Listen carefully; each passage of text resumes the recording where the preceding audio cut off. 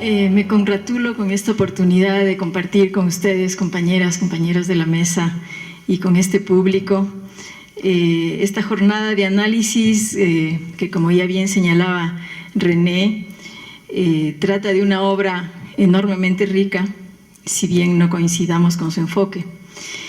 Y creo que hay que volver al tema del título, el capital en el siglo XXI. Cuando escuchamos los primeros ecos mediáticos de esta obra, casi desde el inconsciente surgió la expectativa de que se tratara de un libro sobre la vigencia o sobre la contrastación temporal de esta obra clave para la comprensión del sistema capitalista, que fue El Capital de Marx. Pero no es así, no se trata de eso. Se trata como, yo no sé si se está oyendo bien, tengo la impresión de que se interrumpe, ¿sí? ¿Está bien? Como el autor señala, de la dinámica histórica de los ingresos y la riqueza, ¿no? De reubicar el tema de la distribución y la desigualdad en el centro del análisis económico. Eso es lo que se propone, y para eso, dice él, es necesario reunir un máximo de datos históricos que permita comprender mejor las evoluciones del pasado y las tendencias en curso, pues al establecer primero pacientemente los hechos y las regularidades, al cotejar las experiencias de los diferentes países, podemos tener la esperanza de circunscribir mejor los mecanismos en juego y darnos luz para el porvenir. Y hace este análisis detallado, paciente, minucioso. De hecho, el libro es fruto de 15 años de investigación de Piketty y su equipo, y se plantea abordar las desigualdades con este foco en la desigualdad como eje de la comprensión de la economía de manera amplia y compleja. Propone establecer no solo el nivel de la desigualdad, sino también la estructura de la desigualdad, cuál es su origen, tanto a nivel de ingresos como de patrimonios, cuáles son los sistemas de justificación, tanto económica como social, moral, política, para confirmar o condenar estas desigualdades. La desigualdad, dice, no es necesariamente mala en sí.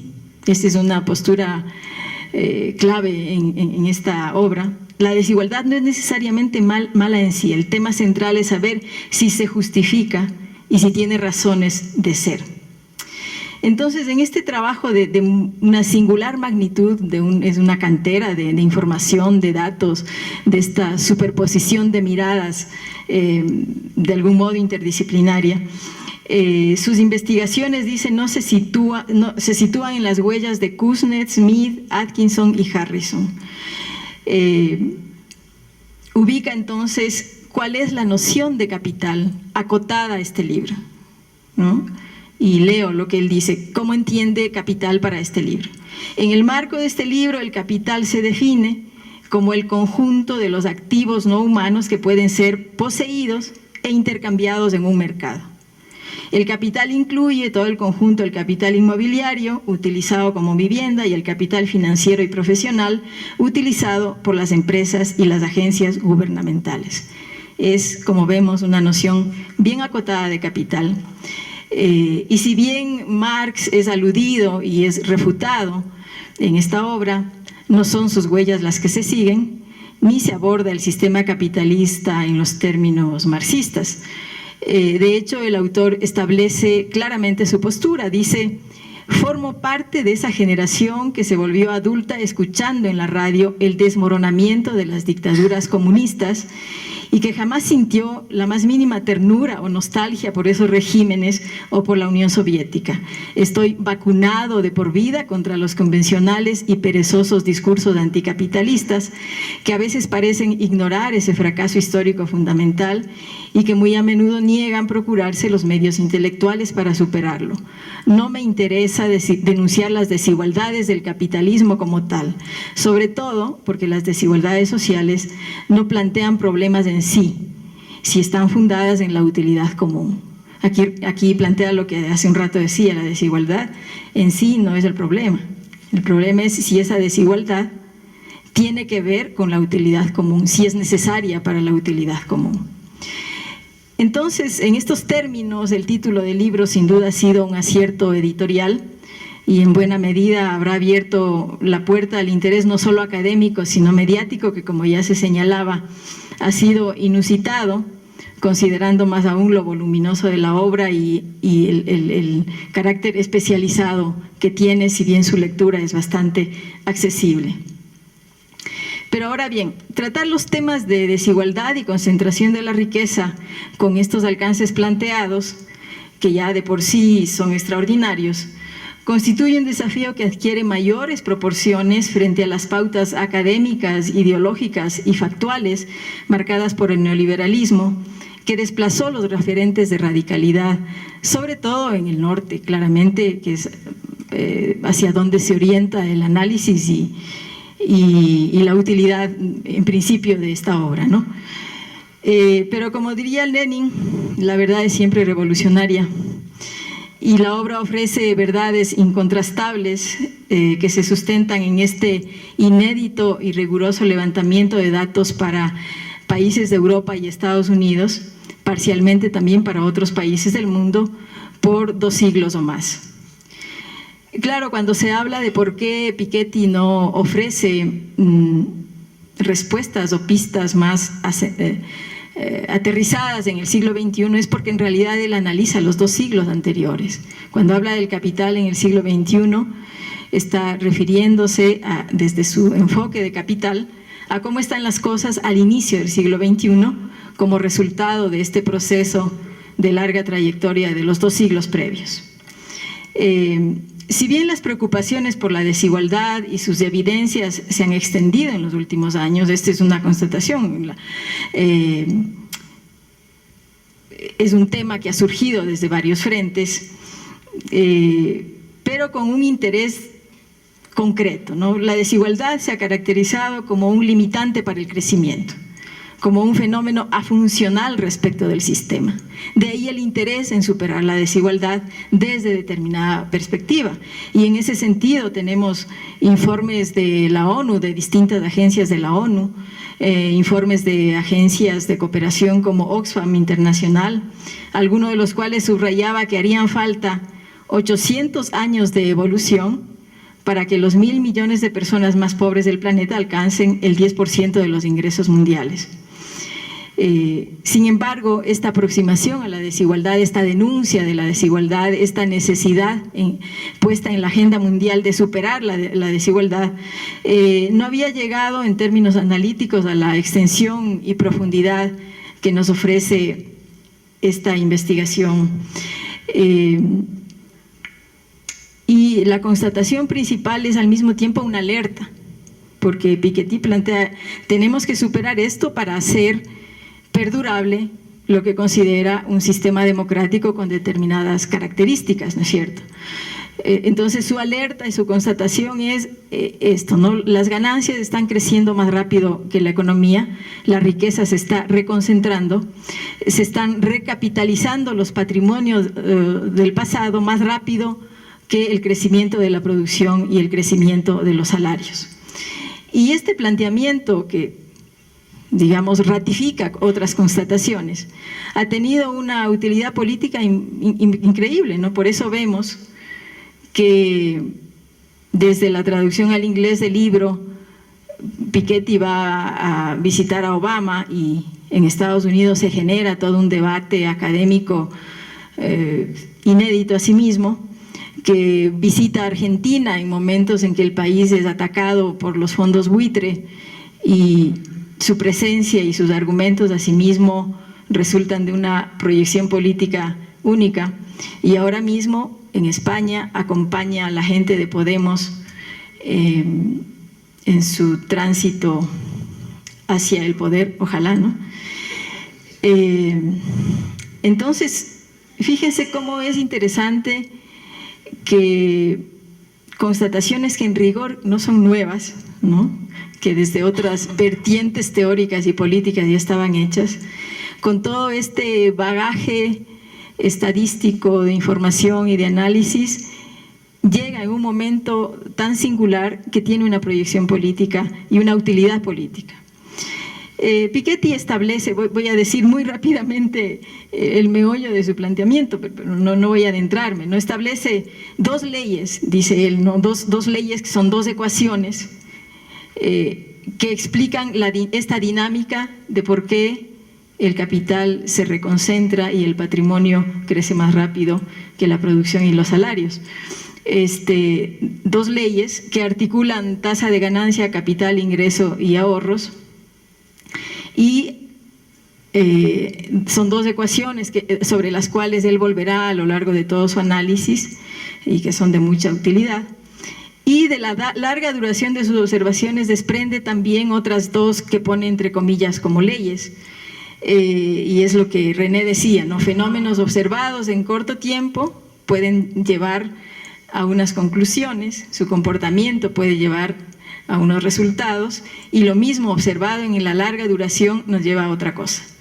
Entonces, de esa larga duración de observaciones, él desprende una ley del crecimiento acumulado, es decir, el hecho de que un bajo crecimiento anual acumulado durante un periodo muy largo lleva a un crecimiento considerable, y asimismo una ley de los rendimientos acumulados, ¿no es cierto?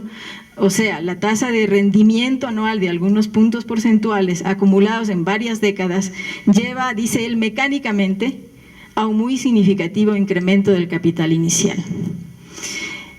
Y bajo este marco de análisis identifica elementos de convergencia y de divergencia, ¿no? Por un lado, dice, la dinámica de la distribución de la riqueza pone en juego poderosos mecanismos que empujan alternativamente en el sentido de la convergencia y de la divergencia. Y no existe ningún proceso natural o espontáneo que permita evitar que las tendencias desestabilizadoras y no igualitarias prevalezcan permanentemente. La principal fuerza de convergencia, dice, es el proceso de difusión de los conocimientos y de inversión en la capacitación y en la formación de habilidades. Es el mecanismo central que permite al mismo tiempo el aumento general de la productividad y la reducción de las desigualdades, tanto en el seno de los países como entre ellos. Pero se trata de compartir el saber como bien público y no como un mecanismo de mercado. Esto es bien importante porque, si bien, como René notaba, su enfoque es bastante ortodoxo, al referirse a los conocimientos y al saber, lo identifica como bien público y no como mercancía. Y quizá por eso, hablando desde adentro del mismo enfoque político, ideológico y teórico, Piketty desarrolla esa capacidad de crítica hacia lo más estabilizado del enfoque neoliberal. A largo plazo, nos dice, la fuerza principal que lleva verdaderamente hacia la igualación de las condiciones es la difusión de los conocimientos y las cualificaciones. Pero a su vez, entonces, esto es como elemento de convergencia, cómo eliminar desigualdades, pero a su vez identifica las fuerzas de divergencia.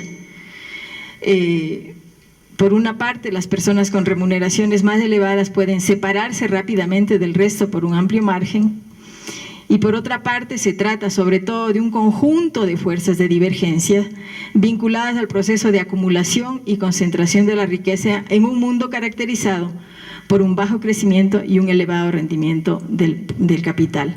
La principal amenaza para la dinámica de la distribución de la riqueza a muy largo plazo. Pero claro, él ubica algo así como que las fuerzas de convergencia dependen de la política y las fuerzas de divergencia estarían más instaladas en la mecánica propia del capitalismo.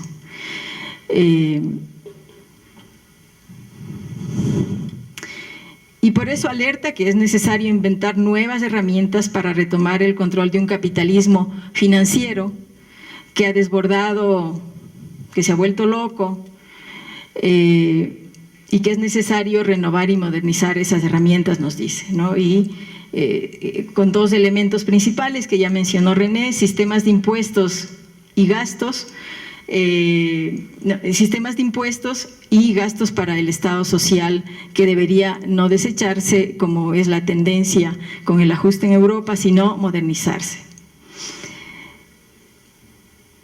Su propuesta del impuesto sobre el capital, un impuesto mundial y progresivo sobre el capital, que lo ve como que permitirá que prevalezca el interés general sobre el interés privado y que al mismo tiempo preservaría la apertura económica y las fuerzas de la competencia. Dice él, es un mecanismo pensado muy en la lógica del mercado. Esto permite fundamentar con más contundencia demandas y tesis que han surgido de procesos sociales y políticos. No nos olvidemos que desde hace unos 20 años está sobre la mesa la propuesta de una tasa Tobin, que es más o menos esto, ¿no? Poner un impuesto a los capitales y sobre todo a los paraísos fiscales.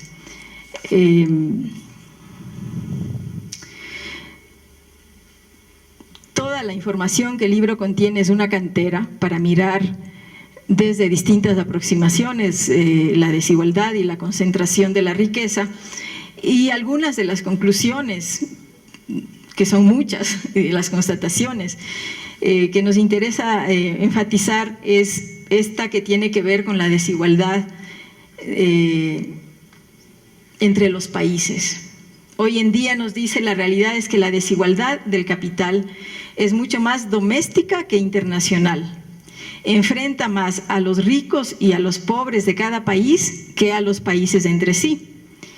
Y en complemento dice, sin importar la medición utilizada, el mundo parece haber entrado en una fase de convergencia entre países ricos y pobres. ¿Sí? Es decir, bajó la importancia de las diferencias entre países y más bien hay una tendencia a la convergencia. Y ahí retomo lo que ya planteaba René. ¿No será que hay que ver esta nueva configuración de la concentración de la riqueza a través de las corporaciones que ya no pueden ser vistas a través de los países así identificados? Resalta a Piketty que la dinámica de la distribución mundial del capital es un proceso tanto económico como político y militar, ¿no? Sucedía lo mismo en la época colonial, nos dice, cuando las potencias de la época, Reino Unido y Francia a la cabeza, estaban dispuestas a desplegar sus armas para proteger sus inversiones. Es evidente que sucederá lo mismo en el siglo XXI, con configuraciones geopolíticas diferentes y difíciles de prever. No menciona aquí hechos del siglo XXI y ya del siglo XX, como las invasiones que hemos visto desplegarse para no solo defender inversiones, sino apropiarse de riquezas y controlar todas las guerras desatadas por el control del petróleo. Nada de esto menciona, pero queda aquí insinuado en esta mirada sobre nuevas configuraciones geopolíticas. Como decíamos, su fórmula de su salida es la defensa del Estado social, que le define como la redistribución moderna, que no consiste en transferir riquezas de los ricos a los pobres, sino que reside en financiar servicios públicos e ingresos de reposición más o menos iguales para todos, sobre todo en el ámbito de educación, salud y jubilaciones, esto con una lógica de derechos, nos dice. Como ya planteaba René, claro, esta es una agenda que nos plantea soluciones al capitalismo dentro del capitalismo, ¿verdad? Y claro, son soluciones que devienen de su análisis de las realidades y las trayectorias de Europa y Estados Unidos. Con todo el bagaje que está detrás, las afirmaciones y las certezas de este texto pasarán con muchas mediaciones a ser un referente para realidades tan diferentes como las nuestras. Pero tratando de conectar hallazgos con los temas de nuestro país, de nuestra agenda, hay muchos, ¿no? De hecho, todo puede conectarse por ahí en términos de reflexión. Pero me gustaría rescatar dos, tres cosas. Una que tiene que ver con las inversiones, ¿no? Dolarización por medio, nos vemos abocados a esta búsqueda febril de inversiones en los últimos meses, ¿no? Como una solución. Piketty encuentra que ninguno de los países asiáticos que se han acercado a los países más desarrollados, ya sea Japón, Corea o Taiwán, o más recientemente China, gozó de inversiones extranjeras masivas. Todos estos países financiaron por sí mismos la inversión en capital físico que requerían y sobre todo la inversión en capital humano.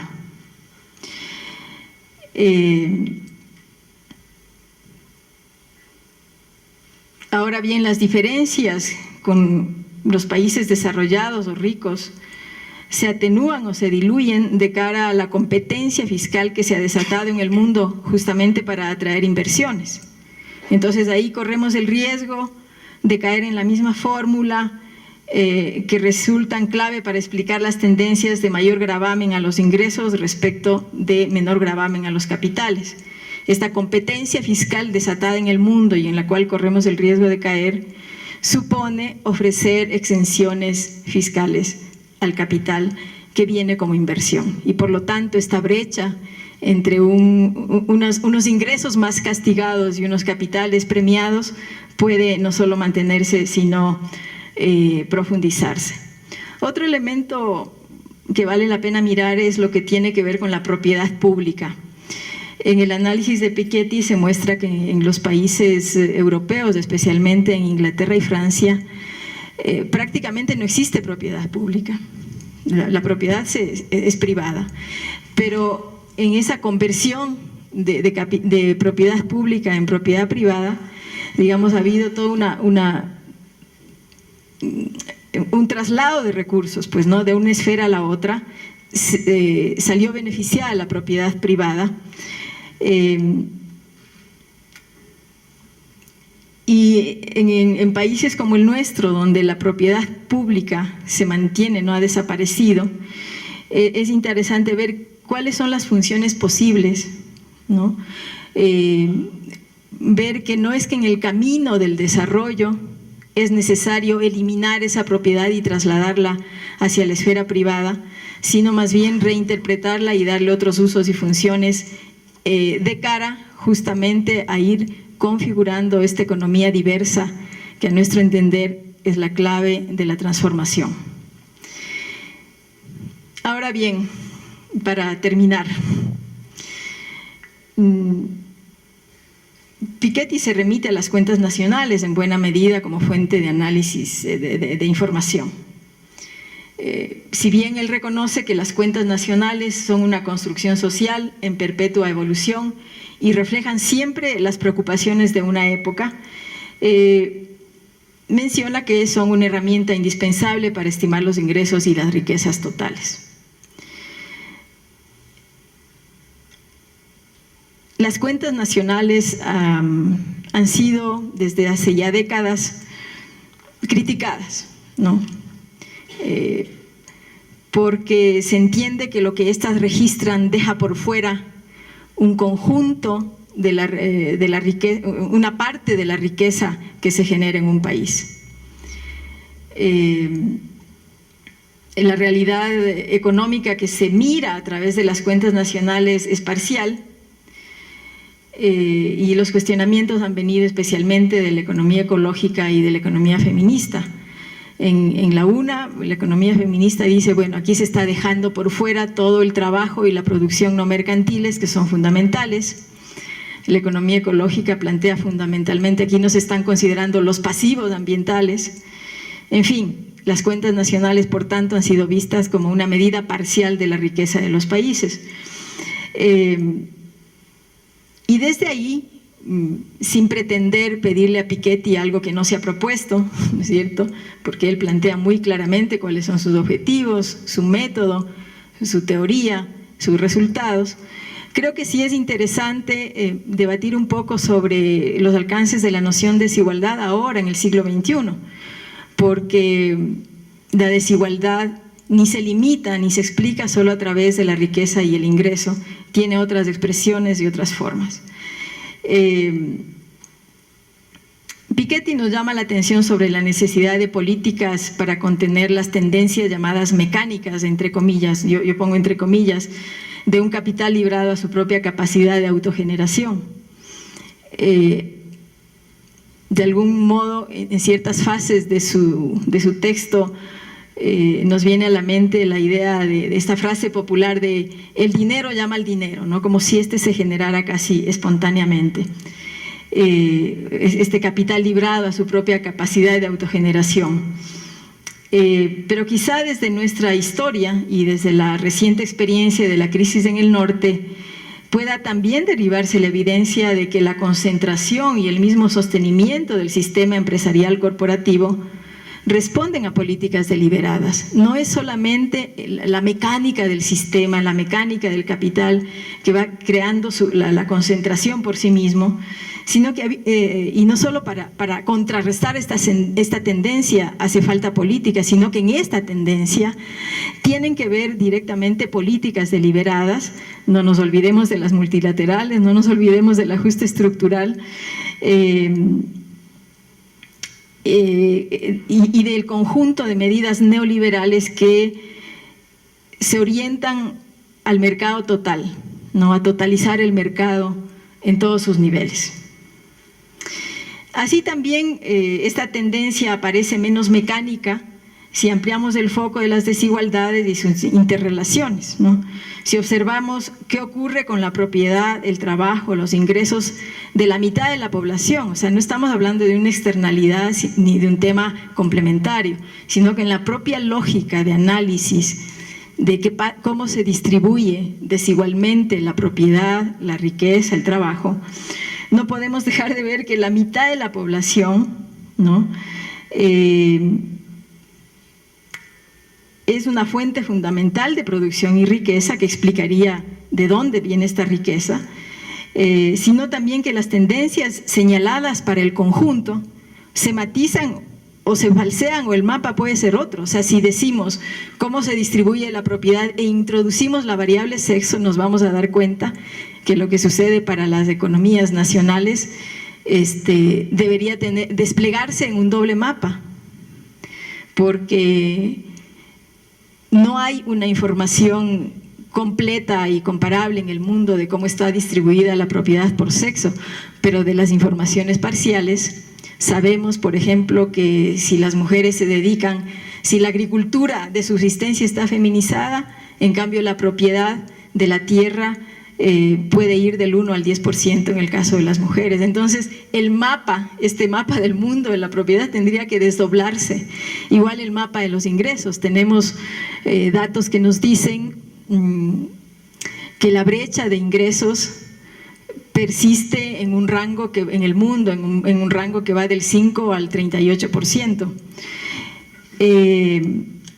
Igual que el trabajo no remunerado en los hogares por parte de las mujeres se mantiene en un promedio de 4 a 6 horas para las mujeres, mientras los varones hacen entre 1 y 2 horas. O sea, son datos relevantes para mirar la propiedad, los ingresos y el trabajo de la mitad del mundo, de la mitad de la población del mundo. Y que incluso a partir de esta información parcial podemos ver que estos elementos de convergencia que plantea Piketty se relativizan. Por ejemplo, la educación. Experiencias de no largo término, pero que ya tienen bastante tiempo en términos de formación y presencia en el mercado laboral por parte de las mujeres, nos llevan a algunas constataciones. En el Reino Unido se hizo un análisis respecto de los ingresos de las altas ejecutivas y se constató que se necesitarían 100 años para que esos ingresos se igualen, ¿sí? 100 años de evolución. Entonces, este no es un tema menor ni marginal y creo que ameritaría un análisis más detallado con esta perspectiva. Por último, como bien Piketty señala, la historia de los ingresos y la riqueza siempre es profundamente política, caótica e imprevisible. Depende de las representaciones que se hacen en las diferentes sociedades, de las desigualdades y de las políticas e instituciones que se atribuyen para modelarlas y transformarlas, sea en uno o en otro sentido. Siendo así, es interesante que la obra deja como un camino abierto, no hay una predeterminación de que por aquí van a ir las cosas. pues todo depende de fuerzas políticas y sociales.